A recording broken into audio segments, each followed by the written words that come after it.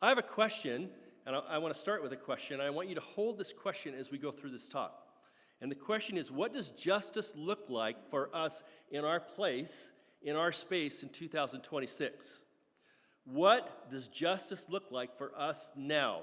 Because we're going to read a text that's quite old, but I'm persuaded it's universal. The Old Testament Epiphany text for this morning is Micah chapter 6, verses 1 through 8, which Jeff read for us. And part of this text might be one of the most familiar verses in the Bible. We quote it. We make T-shirts about it. We have coffee cups about it. We have ashtrays about it. Okay, actually, that's not one of them. I just thought I'd throw that in. Because the Christian marketing scheme is so powerful, I thought they surely have an ashtray. I've actually dreamt of a series of tattoos on my body about this verse. You want me to tell you what it is? I have one right here. It's about my mom and dad. It's very dear to me. My daughter has one right there too, same one. But I want to have a very small do justly with my hand here. And then I want to put a love mercy on my heart here. And then I want to have a walk humbly on my foot. I have no idea if I'll actually do that or not. But it's been kind of a thing in the back of my mind. We actually even sing about it. He has shown thee, O man, what is good and what the Lord requires of thee. Join me, will you? He has shown thee, O man, what is good and what the Lord requires of thee, but to do justly and to love mercy and to walk humbly with thy God. That is a great song, and I did it wrong because you guys did the echo part, and I'm really sorry. There's some people who have been around longer than a lot of the others, and they knew how that song went. You know, I did that. I was at a conference one time, and the speaker, this is off the chart. This is not on my notes. But I was at this conference, and the speaker said, does anybody know what Micah 6:8, how that goes? And in my head, I go, I sing this song all the time. So I raised my hand, and I go, I know what that verse says. And she goes, go up and stand up and quote it for us. And then I realized I learned it by singing it, not by quoting it. So I stood up, and I just froze. And then I'm going to sit down now. So I literally just sit down because I froze up because I didn't want to sing it to them, you know. But this verse is such a powerful verse. Rarely, though, do we read it in context. Rarely do we take it as a whole. And in this particular scene, it starts this way. God summons his creation in verses 1 and 2, and God is looking for a tribunal before whom he can bring his formal legal charges, his indictment against his people. One translation puts it this way: I have an indictment against you because of your actions. The mountains are here to be my witnesses. They were present when we made our covenant at Sinai, so they are here at my invitation. The charges were laid out in the book of Micah. We don't have time, obviously, to look at each one of these, but if you look at the book of Micah, it actually lays out what those charges are. Like in chapter 2, what we see is the charges that God's people have zero regard for the weak and the vulnerable and the poor. In chapter 3, the indictment was that all have power, yet they don't use their power for the good of everyone, but just their own benefit. In chapter 1, they are driven by their desires, and because of that, they have become malformed and want life to be only good for them. They've come to see that as normal. When we read these verses, though, we can hear the pathos of God's voice. He spoke to his people. What have I done for you to, or what have I ever done for you to accept bless you? Why do I deserve to be treated this way? Why would you abandon our relationship to choose the company of pagan people and their gods? We read the text, Jeff read the text in verses 3 through 5, but that's essentially what it's saying. But the larger context also links this passage to a charge that the Hebrew people fell back on this idea that, didn't you desire for us to worship you? That's what you desire, right? Isn't it just worship? Isn't it the way we honor you in our life? Isn't that what you require, God? And it says in verses 6 and 7, with what shall I come before the Lord and bow down before the exalted God? Shall I come before him with burnt offerings, with calves a year old? Will the Lord be pleased with thousands of rams, with 10,000 rivers of olive oil? Shall I offer my firstborn for my transgression, the fruit of my body for the sin of my soul? Burnt offerings, rams, olive oil, sacrificing firstborn children to appease sin. In today's language, that might come off something like this. Aren't my songs and my singing enough? My offering of money and time, my possessions, isn't that what God is really looking for? Isn't that what God desires? And then we fall upon verse 8, because the question is answered about what God really does require of humanity. It's not the outward pomp of worship. It's not the breathtaking or emotion-driven show.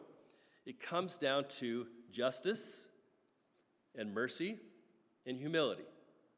Justice, mercy, and humility. This is what it says. He has shown you, O mortal, what is good. What does the Lord require of you? But to act justly, to love mercy, and to walk humbly with your God. That's it. You do something, justice. You love something, mercy. You embody something, humility. You can see why this verse gets on t-shirts. It finds its way into the canon of most readings or most Christian experience because it's direct, it's clear, and it answers the question, what does God desire? What does God want? It even makes a great three-point sermon. So, let's just look into the first one where it says to do justly. I'm going to project a slide up here. That's the Hebrew word, and I don't know if you can see that, but essentially the definition of mishpat, it's mishpat, and it's defined as justice, equity, and fairness. God is just and wants his people to be just. God is just, and he wants his people to be just. All of them. Do justly. The idea of justice for me means everything's working the way it's supposed to work. It's really the centerpiece of shalom. It's the way things are supposed to be. Or the converse, injustice, is when things are not the way they're supposed to be. We can actually probably come up with a whole list of ideas of what that might look like. Let me just give you a few. Examples might be abject poverty. That is not the way the world is supposed to be. Objectification of people. The trafficking and enslavement of other humans. Physical and emotional violence. Manipulation and exploitation of others. Lack of clean water or adequate food. And the list could go on and on because we actually see it. We could break up into groups right now. I bet we could come up with 100 of those examples. Because the world is packed with this violation of shalom that we see. Tim Keller puts it this way. I think I might project this one. We do justice when we give all human beings their due as creations of God. Doing justice includes not only the righting of wrongs, but generosity and social concern, especially toward the poor and vulnerable. This kind of life reflects the character of God. It consists of a broad range of activities from simple, fair, and honest dealings with people in daily life to regular, radical, generous giving of your time, resources, to activism that seeks to end particular forms of injustice, violence, and oppression. It's not an overstatement to say that the entire Bible is packed with this stuff. It's pregnant with the idea of justice. Let me just give you a couple of them. Just so you know, as we project them, I have the Hebrew word mishpat next to the word that is, I have justice on there, but I just want you to know that that is the Hebrew word as we get to it. So the first one is in Psalm 146. He executes justice, mishpat, for the oppressed and gives food to the hungry. The Lord sets prisoners free. The Lord gives sight to the blind. He lifts up those who are bowed down. The Lord loves those who live justly. The Lord watches over the immigrant and sustains the fatherless and the widow, but he frustrates the ways of the wicked. Next one, Deuteronomy chapter 10, verses 17 through 18. For the Lord your God is God of gods and Lord of lords, the great God, mighty and awesome, who is not partial or takes no bribes. He executes justice for the orphan and the widow, and who loves the sojourner or immigrant. In other translations, that word is alien, but it actually, the word is gar, and it actually means immigrant, the stranger who comes in your midst. I wanted to use that word so we could get a picture of God's heart, providing them food and clothing. Deuteronomy 27. Cursed be anyone who deprives a sojourner or immigrant, an orphan, or a widow of justice.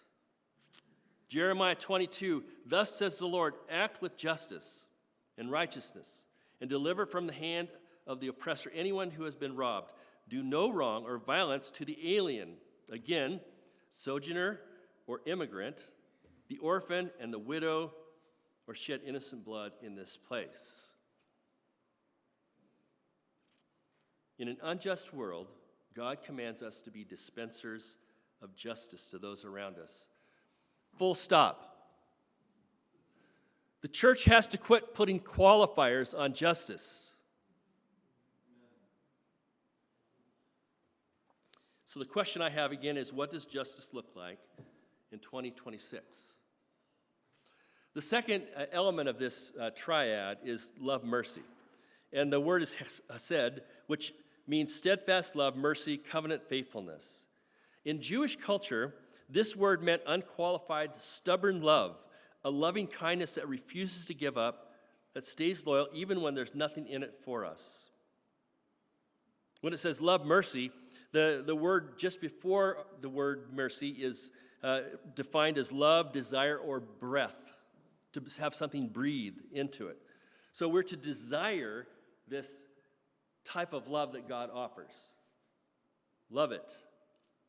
It has to be understood is these principles about justice and mercy and humility, they kind of have an interdependent dance going on.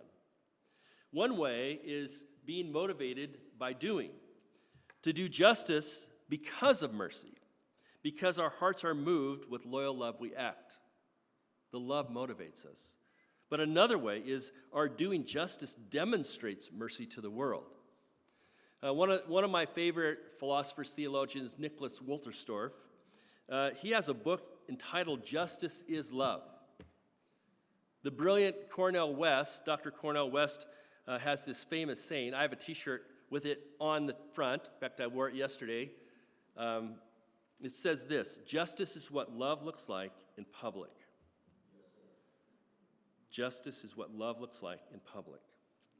The last element of this triad is walk humbly.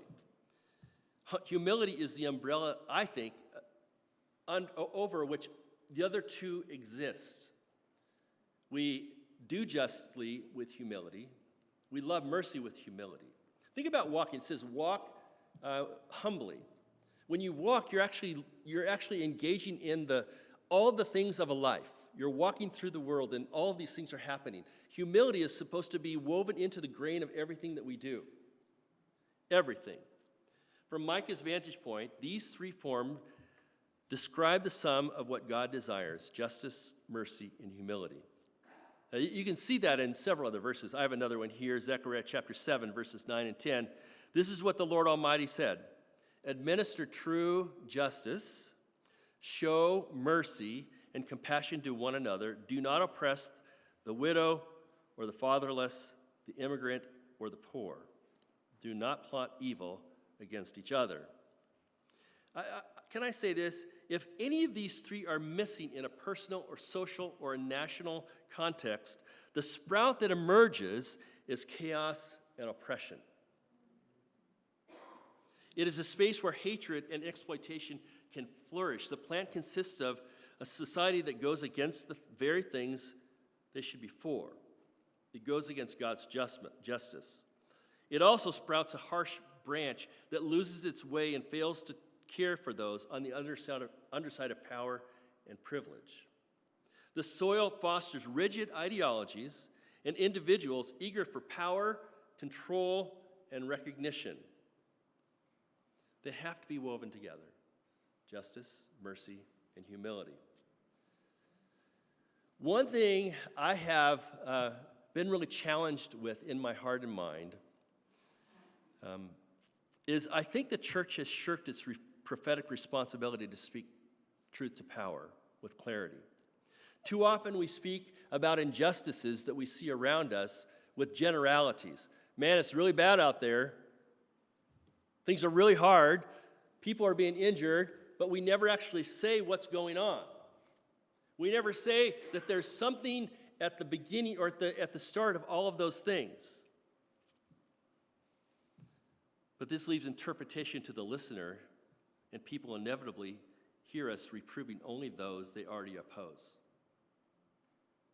I think it's time to speak with specificity. Speak in a way that no one can bend the statement to suit their own narrative. I will try to do that today, and I want to try to do it in love. That is our call. We find ourselves in one of the most emotionally volatile times, at least in my history, on this world. Considering what has happened nationally around the issue of immigration is stunning. Regardless of your perspective on immigration, and we can have a conversation about that, the deployment of thousands of armed men, and in many cases outright violent federal agents into the streets of America's cities, demands our attention. The initial language of this operation was to rid our country of undocumented thieves, gang members, and rapists. Now here, I'm going to move off my notes for 1 second. You will not find anybody in our country that says, yeah, we should keep those three away in the country. We should just keep everyone. That's not what anybody's saying. But here's the challenge. Our president repeatedly characterizes unauthorized immigrants as criminals, snakes, pet eaters, people from jails and mental institutions from other countries, language seemingly designed to incite fear and gain political support. Homeland Security Kristi Noem declared, the individuals that we're going to go after are those who are violent criminals. That was the game plan from the very beginning. But there's some really sad news in this. The Cato Institute reports, and it challenges this narrative. Recent ICE data, this is ICE data, reveal that people booked into custody this fiscal year, 73% had no criminal record. Now, set aside, I know if you're kind of in that group that ICE is doing a great job, you're going to say, no, they're criminal because they came into the country. When the Cato Institute is saying this, they're saying that they have not committed a crime in this country. But this is where it gets crazy. Only 5% of everybody who's been picked up is a violent criminal. It's been convicted of a violent crime. 5%. The Cato Institute again reports that the odds of an American being murdered by a terrorist attack by a refugee is 1 in 3.3 billion. The likelihood of being killed in a terrorist attack by a foreigner is 1 in 4.3 million, and the chance of being killed by a terrorist attack committed by an undocumented immigrant, 0. There's no examples of that. Literally, there's no examples of that. Yet that's who we're going after, even though there's no examples of that. Meanwhile, people in these cities are seeking to have these federal agents removed, challenging them through legal protest and litigation. Additionally, immigrants entering the U.S. legally, I talked to several people at the conference Leslie and Rodney and I went to this week.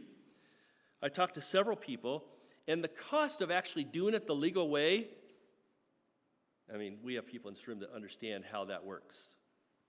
That the path is a long and winding road, church, and it's extremely costly. And to say, I'm okay if people come here as long as they do it legally, is essentially bypassing this idea that it's near impossible to do it. One guy talked you $25,000 to actually get to the end of the process. That's not an easy way. Essentially, we're saying no one gets to come. Because people don't come here because they're doing great somewhere else, as a rule.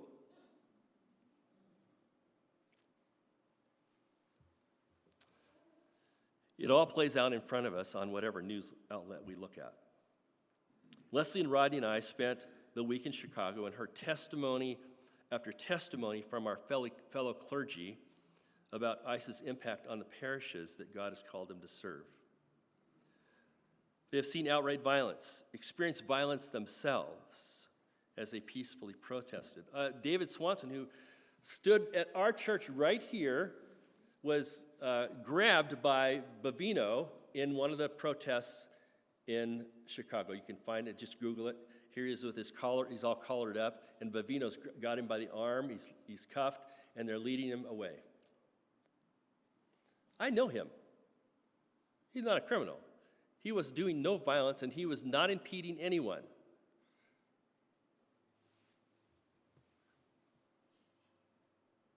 I spent some extensive time with a pastor of one of the cities under siege from the federal government, and as I say that out loud, it's such a bizarre thing to say. He's in a predominantly African-American neighborhood, and his church has been traumatized. He told me that many of the people in his church have simply stopped going outside because of fear. This is not on the news. These are real people pastoring real people. So there's a young lady in his church that, as she watched ICE menace people breaking down doors in their neighborhood, literally watches this happen and begins to hide people, like Corey ten Boom. He told me that the detention centers where people he knew personally reported the violence and even killing of people who are in there. I'm going to show you a picture right now. I hope it has the effect it had on me when I saw it. Go ahead and put that picture up there, Ken.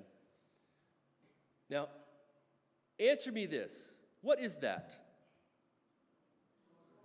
It's a door. It wasn't a trick question. This is the tricky part of it. This door is a door that his church repaired on one of the houses of someone in their church. This has become a ministry of their church, repairing doors that have been kicked in. Do you realize how contorted that lands on my brain? How bending that has for me? It's kind of like that. Is that justice in 2026? I think it is, to tell you the truth. This is an act of justice. Them repairing people, because I'm just going to tell you where they're at, it's very, very cold. And without a front door, they got problems.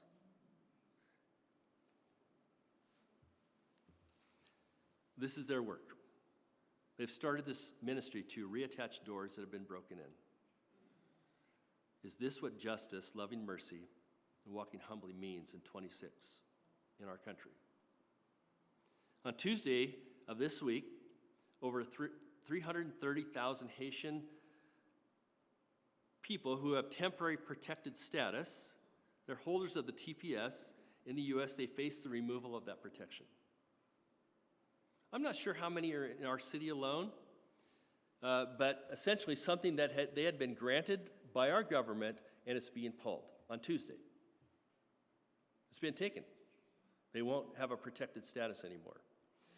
Missiologist Daniel Yang, a friend of mine, writes this, for decades, Haiti has been a beacon, or perhaps even more accurately, a destination for American evangelical missions. We've sent pastors, youth groups, and incalculable amounts of money, all in the name of the Great Commission to Haiti. But now, I can't help but wonder, what is our collective response, or lack thereof, reveal about the heart of our missionary efforts? I wrote this to him after I read it. I said, you're exposing a glaring element of hypocrisy in modern evangelical Christianity. Mission is only a mission if those people are somewhere else. When the same individuals reside in the U.S., there exists a deafening silence regarding their treatment. This afternoon, we're going to pray for these people. From multiple other churches, we're going to come together and stand and pray. And I'm just going to invite you, if you have time, share that with me. I will be there. One of those Haitians in our city is a pastor. He's a friend. He's a former student of mine. And I want to stand with him. He is my friend and he is my neighbor. Is this what justice looks like in 2026 in the U.S.? Can we imagine how we might do justly in our city, in our country? Can we imagine what it might look like for us to take up the mantle of the Good Samaritan and lift up the broken and the houseless, or the sick and the injured, and do justly and love mercy and walk humbly with our God? See, it's not enough to just believe the right stuff or regularly attend a worshiping community. It's interesting, in 1 Samuel it reads this way: the soldiers took sheep and cattle for the plunder, the best of what was devoted to God, in order to sacrifice them to the Lord your God in Gilgal. But Samuel replied, does the Lord delight in burnt offerings and sacrifices as much as in obeying the Lord? To obey is better than sacrifice, and to heed is better than the fat of rams. One last quote by Wolterstorff: the witness of the prophets is that worship loses its authenticity when those who participate in it do not practice and struggle for justice. Our text today, Micah 6:8, the tripart commitment, came on the heels of confusion about worship. It challenges the ideas that it doesn't matter who we are as long as we read the Bible publicly and worship wholeheartedly and give generously. But this text does make it clear. The worship event can be beautiful and God-honoring, but it cannot be without justice and without mercy and without humility. Please pray with me.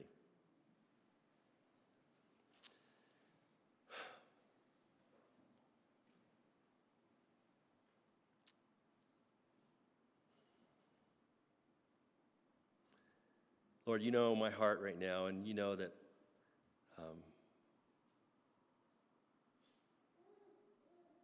I'm stirred,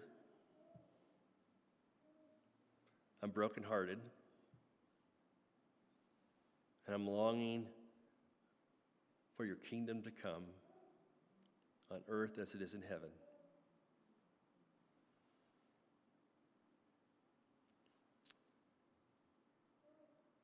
I know that it's risky business to move toward political conversation, but I'm persuaded, Lord, that my call is to avoid partisanship, not politics.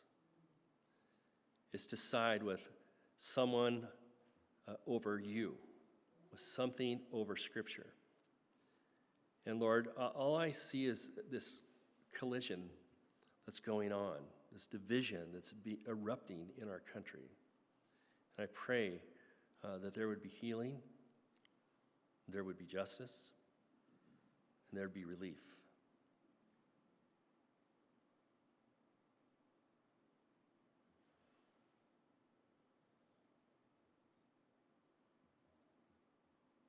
He has shown thee, O man, what is good and what the Lord requires of thee. He has shown thee, O man, what is good and what the Lord requires of thee, but to do justly and to love mercy and to walk humbly with thy God, but to do justly and to love mercy and to walk humbly with thy God.